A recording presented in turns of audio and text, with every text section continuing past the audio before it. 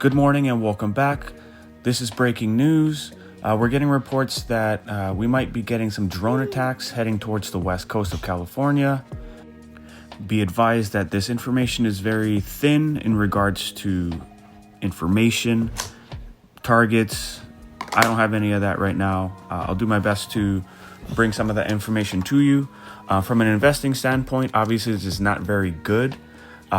We've been sitting in a choppy, uncertain area, but I can guarantee or give you a pretty high certainty that if this does happen and come through, that the stock markets will have a downturn reaction to it. I mean, there's not really a way out of this scenario where the stock markets stay up.